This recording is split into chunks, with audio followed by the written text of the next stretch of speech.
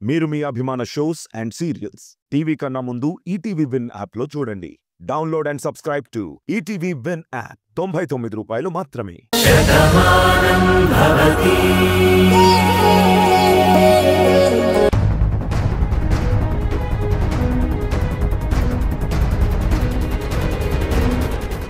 మురారి, మీరెందుకు మెలకుగా ఉన్నారు?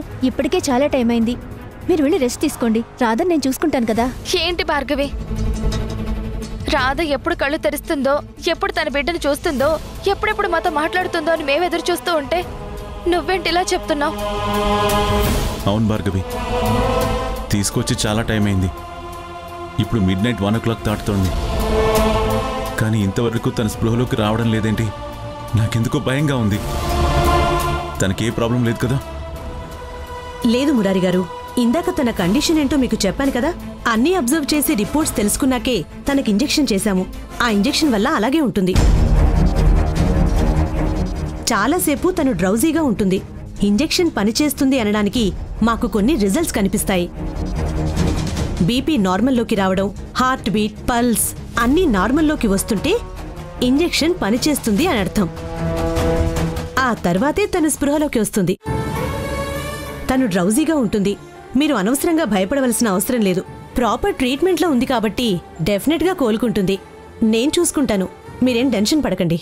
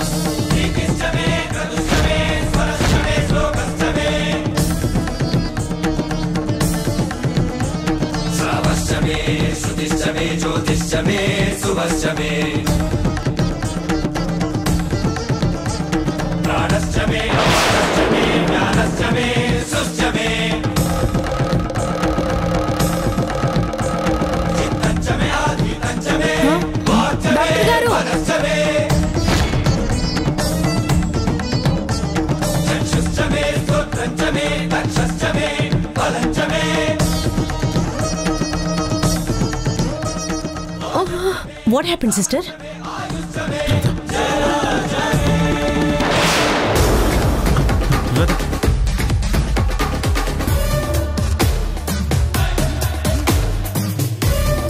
ఏమైంది రాధా? రాధా, ఏంటి డాక్టర్, ఏం జరుగుతుంది? రాధకి ఎందుకు ఇలా అవుతుంది? ప్లీజ్ మీరు సైలెంట్గా ఉండండి. సిస్టర్, ఇంజెక్షన్ తీసుకురా. అలాగే. రాధా,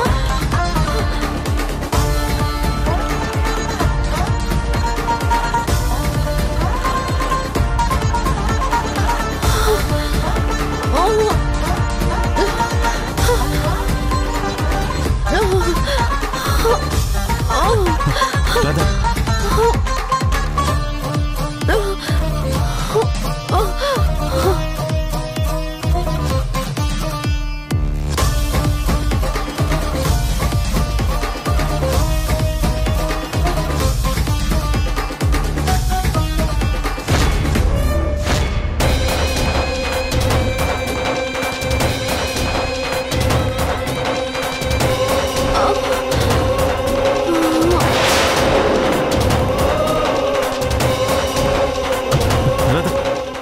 మీరేం కంగారు పడకండి, మీరు బయట వెయిట్ చేయండి.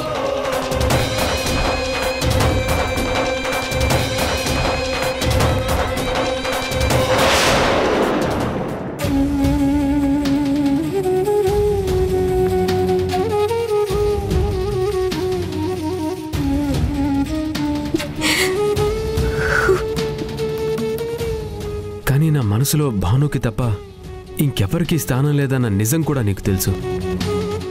భాను స్థానంలోకి నేనెప్పటికీ నిన్ను తీసుకురాలేను. తను నా హృదయంలో ఉండగా నిన్ను నా గుండెల మీదకి నేను తీసుకోలేను. ఏంటమ్మా నువ్విక్కడున్నావా? నీ గురించి మేమంతా వెతుకుతున్నాం. పంతులుగారితో మీ అత్తయ్యగారు మాట్లాడారు. ఈరోజు ముహూర్తం బావుందన్నారు. నిన్న నీ మెడలో తాళిపడింది. ఈరోజు కార్తీక్ నువ్వు ఒకటవుతారు. ఇంక నీ జీవితం అంతా బావుంటుంది. ఏ పెళ్లినైతే ఆపాలని అజయ్ ఇంతలా ప్రయత్నించాడో, నీ జీవితాన్ని శాసించాలని ఎంతలా అనుకున్నాడో కాని చూసావా, నిన్న బామ్మగారు చెప్పినట్టు కర్మ వాణ్ణి వెంటాడింది. ఏది ఏమైనా సరే ఇప్పుడు వాడు హాస్పిటల్ పాలయ్యాడు. ఇక నీ జీవితం వైపు కన్నెత్తి కూడా చూడడు. ఇంక నీ భవిష్యత్ అంతా బావుంటుందమ్మా. నువ్వు మాకు పరిచయం అయ్యాక కన్నీళ్లతో బ్రతుకుతున్న మాకు చిరునవ్వొచ్చింది. కాని మేము నేను చూస్తున్నప్పటినుంచి నువ్వేదో బాధలోనే కనిపిస్తున్నావు. ఈ పెళ్లి జరగదేమో అని భయపడ్డావని అనుకున్నాం.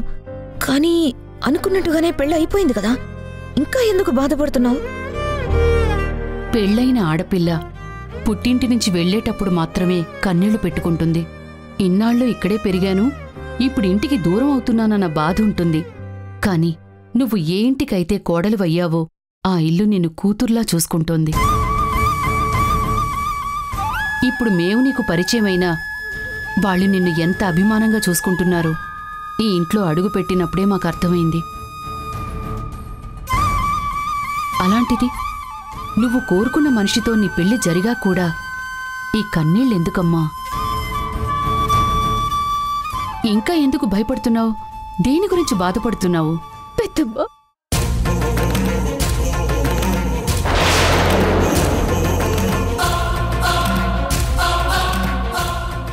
నీలిమా, ఏం నీలిమా, ఎందుకు అంత బాధపడుతున్నావు? అసలేం జరిగింది? ఏం చెప్పాలో ఎలా చెప్పాలో కూడా నాకు అర్థం కావడం లేదు. నా జీవితం ఇప్పటికీ సమాధానం లేని ప్రశ్నగానే మిగిలిపోతుంది. ఏమ్మా? మీ అందరి దృష్టిలో నా జీవితంలో వెలుగొచ్చింది అనుకుంటున్నారు, కానీ కొడికట్టిపోతుందని నాకు మాత్రమే అర్థమవుతుంది. ఏంటా పిచ్చి మాటలు? కాళ్ల పారాణి కూడా అరలేదు, ఇంటి కట్టిన తోరణాలు కూడా వాడలేదు. అప్పుడే ఇలా మాట్లాడకూడదు. నీ జీవితం చిగురించింది, హాయిగా నీ బ్రతుకు బాగుంటుంది అనుకుంటున్నాం. కానీ నువ్వేంటి ఇలా నైరాశ్యంగా మాట్లాడుతున్నావు? చెప్పాను కదా పెద్దమ్మ, నేను ప్రేమించిన కార్తీక్ నా జీవితంలోకి వచ్చాడు. కాని తను కట్టిన తాళి మాత్రమే నా గుండెల మీదుంటుంది. తన గుండెల మీద నాకు స్థానం లేదని కార్తీక్ నాతో ఎప్పుడూ చెప్పాడు.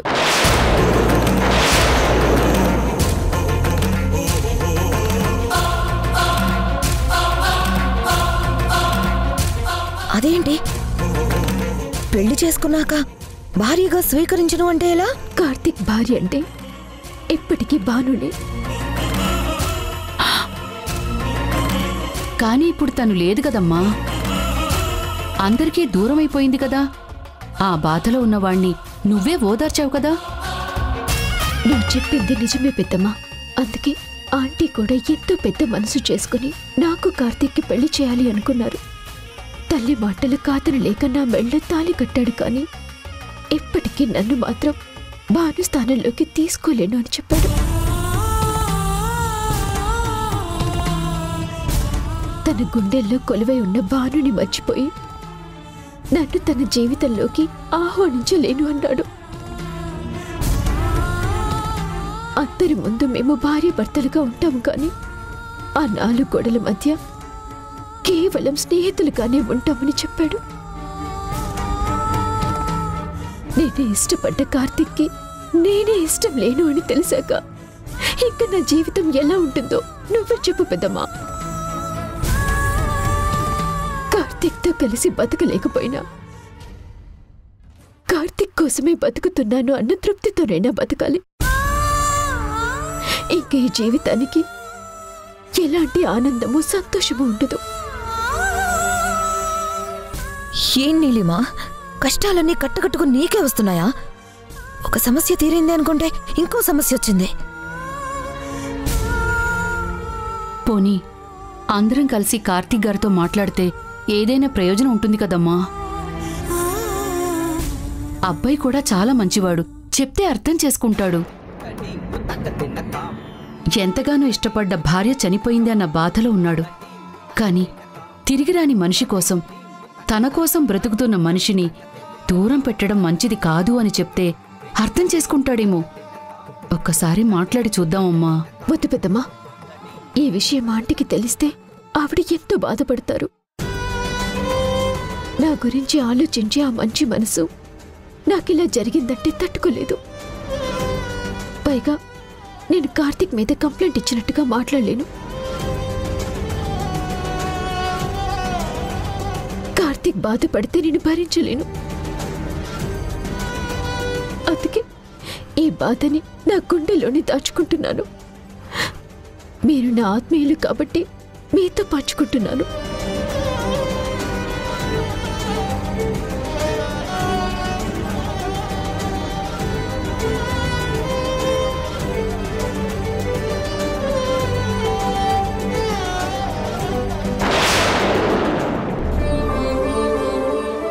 ఒసే చాందిని, త్వరగా ఈ టిఫిన్ కార్యక్రమం పూర్తయితే వంట చేసుకుందాం.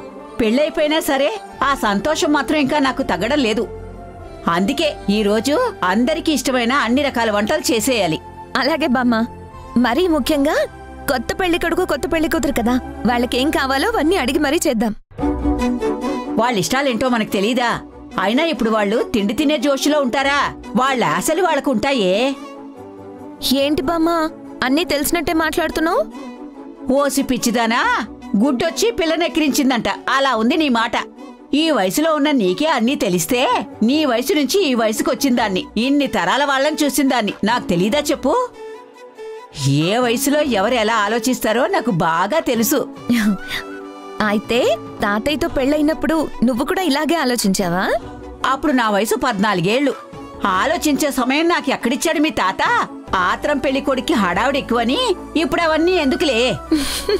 చాంద్రి, నాకు కాస్త కాఫీ ఇవ్వు. అలాగే అన్నయ్య. ఏమిటి అలాగే? చూడు మనవడా, ఇప్పుడు నీకు కాఫీ ఇవ్వడానికి ఈ ఇంట్లో మేమెవరం సర్వెంట్లేం కాము. అయినా నీకు పెళ్ళయిందిగా, మీ ఆవిడ తీసుకొచ్చి నీకు బెడ్ కాఫీ ఇవ్వలేదా? గుడ్ మార్నింగ్ చెప్పి కాఫీ చేతిలో పెడితేనే కదా ముచ్చటగా ఉంటుంది. నువ్వొచ్చి కాఫీ ఇవ్వమని అడగడమేంటి? ఆ నీలం ఎక్కడ ఏడ్చింది?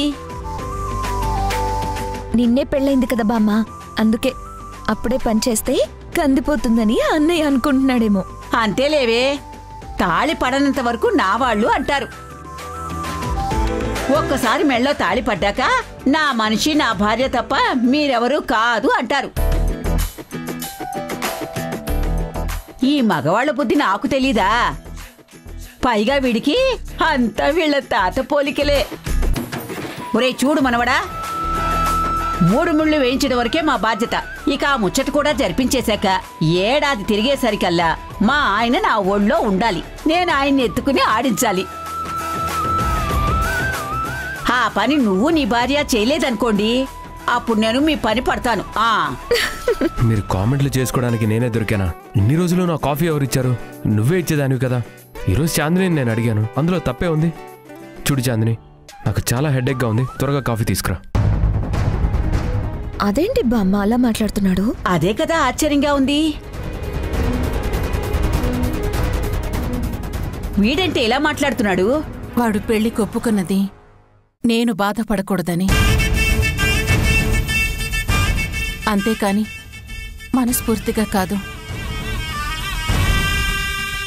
వాడు భానుని మర్చిపోలేను అని నీలిమతో చెప్పాడంట. అందుకే నీలిమ మెళ్ళో తాళి ఉంటుంది కాని కార్తీక్ హృదయంలో నీలిమకి స్థానం ఉండదని తనతోనే చెప్పాడంట. ఈ విషయం గురించి నీలిమ కూడా బాధపడుతోంది. వీళ్ళని ఒక్కటి చేసింది కలిసుంటారని, కాని ఇలా అందరి ముందు కలిసినట్టు కనిపిస్తూ విడివిడిగా ఉంటారని కాదమ్మమ్మా. ఇదేం చోద్యమే? మెడలో తాళి కట్టాక అది భారీ అవుతుంది, వాడి జీవితంలో సగం అవుతుంది. ఇద్దరూ కలిస్తేనే ఒకటవుతారు. అదే కదా వివాహ బంధానికి అందము అర్థము కూడాను. అలాంటిది వెళ్ళిపోయిన భానుని తలుచుకుంటూ పెళ్ళైన దీన్ని పట్టించుకోను అంటే పాపం నీలిమ మాత్రం ఎలా తట్టుకుంటుంది? అదే కదమ్మమ్మా, నాకు అర్థం కావడం లేదు. వాళ్ళు చిన్న పిల్లలైతే గట్టిగా కసిరి చెప్పచ్చు. పెళ్ళైన పిల్లలతో ఈ విషయం ఎలా మాట్లాడాలో, ఏం చేయాలో నాకైతే ఏమీ తెలియడం లేదు. దీనికి పరిష్కారం ఎవరు చూపిస్తారు, ఎలా చూపిస్తారు అంతా ఆ భగవంతుడికే తెలియాలి.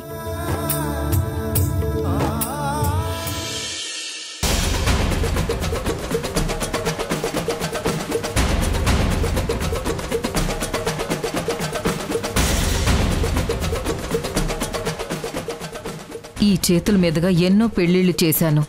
ఈ ఊర్లో ఏ శుభకార్యం జరిగినా ఈ ఇంటి నుంచి పట్టు వస్త్రాలు వెళ్ళేవి. అలాంటిది నా కొడుకు జీవితంలో ఎన్ని ఆటంకాలు చూడాల్సి వస్తుంది. తను మనసారా ఒక మనిషిని ప్రేమించి ఆ అమ్మాయి తన జీవితంలోకి రావాలమ్మా అని కోరుకున్నాడు. నిజాయితీగా తన ప్రేమను నా కొడుకు నాతో చెప్పాడు కాబట్టి ఆ పిల్ల కూడా వాడి జీవితంలో ఉంటే బావుంటుందని నేను నిర్ణయించుకున్నాను. కాబట్టి రాధని మురారీని కలపాలనుకున్నాను. కాని అనుకోని అవాంతరాలు ఎదురయ్యి వాళ్ల మధ్య ఎడబాటు పెరుగుతూనే వచ్చింది. అలా ఎవ్వరికీ చెప్పకుండా వెళ్లిపోయిన రాధ మళ్లీ తిరిగొచ్చింది అన్న ఆనందం కన్నా తన గతాన్ని మర్చిపోవడమేంటి, అప్పటికే తను గర్భవతిగా ఉండడమేంటి?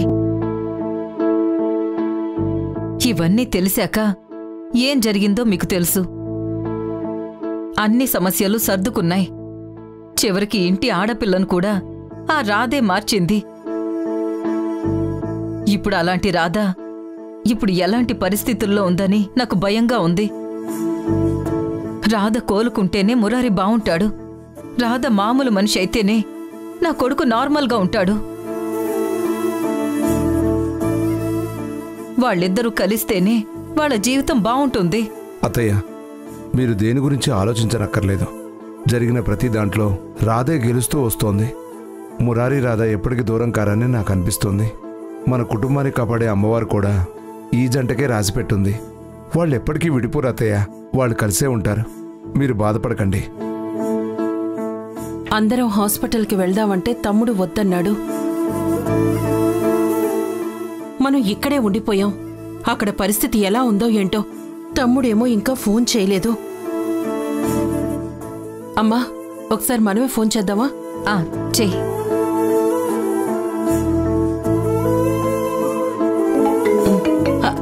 అమ్మా, తమ్ముడే ఫోన్ చేస్తున్నాడమ్మా. ఏదిటివు?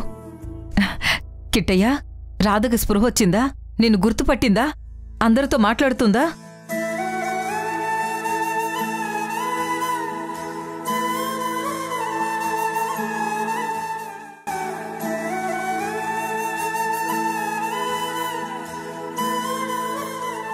అడుగుతుంటే సమాధానం చెప్పడం లేదేంటి కిట్టయ్యా? ఏం చెప్పాలో అర్థం కావట్లేదమ్మా.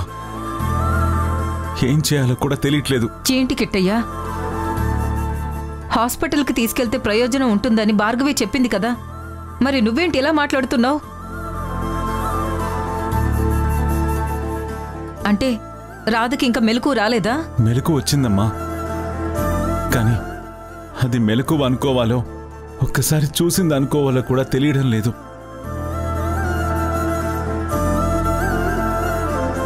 కానీ పరిస్థితి ఏంటో అర్థం కావట్లేదు. డాక్టర్స్ ట్రీట్మెంట్ చేస్తున్నారు. నాకు మాత్రం చాలా భయంగా ఉందమ్మా. ఇన్ని రోజులు రాధకి డెలివరీ అయితే అన్ని సమస్యలకి సమాధానం దొరుకుతుంది అనుకున్నాను. కానీ తన డెలివరీయే ఒక పెద్ద సమస్య అవుతుందని ఊహించలేకపోయాను. నాకు భయంగా ఉందమ్మా. లేదు కిట్టయ్యా, ఏమీ కాదు. అమ్మవారి సమక్షంలో పురుడు పోసుకుంది. ఆ తల్లి ఖచ్చితంగా కాపాడి తీరుతుంది.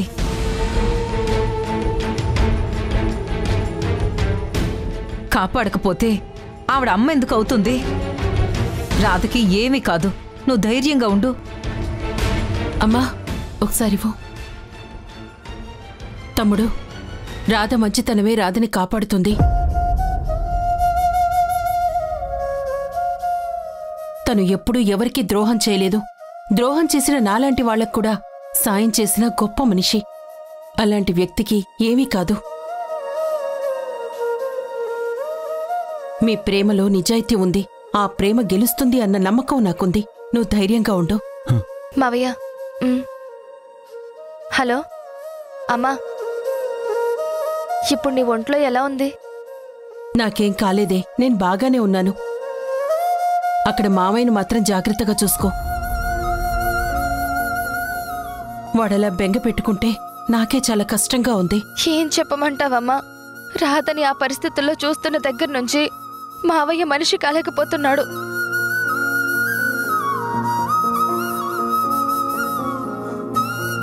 తను ఎప్పుడు కోలుకుంటుందో, ఎప్పుడు కళ్ళు తెరిచి అందర్నీ చూసి గుర్తుపడుతుందో అన్న టెన్షన్లోనే ఉన్నాడు. డాక్టర్లు కూడా ఏమీ చెప్పలేకపోతున్నారు. డాక్టర్, రాధ పరిస్థితి ఏంటి? అమ్మా, డాక్టర్ వచ్చినట్టున్నారు, విను. చూడండి, ఇంజెక్షన్ చేశాం కదా, ప్రస్తుతానికి తన బీపీ, హార్ట్ బీట్, పల్స్ అన్నీ నార్మల్లోకి వచ్చాయి. తన ఆరోగ్యం స్టేబుల్గా ఉంది. కానీ ఇంతవరకు తనకు స్పృహ రాలేదు. అదే మాకు భయంగా ఉంది. చెప్పేది అదే కదా, ఒక్కొక్క పేషెంట్ పరిస్థితి ఒక్కోలా ఉంటుంది. అందుకే వాటి గురించి ఒక ఇంజెక్షన్ ఇచ్చాను. అన్నీ నార్మల్ అయ్యాయి. కాబట్టి తప్పకుండా కాసేపట్లో తను లేచి మాట్లాడగలుగుతుందన్న నమ్మకం మాకుంది. Wait and see. విన్నావు కదా అమ్మమ్మ, డాక్టర్ ఏం చెప్పారు? చెప్పాను కదా, ఆ అమ్మవారే రాధను కాపాడుతుందని. అంతా మంచి జరుగుతుంది. కిట్టైని జాగ్రత్తగా చూసుకో. అలాగే అమ్మమ్మ.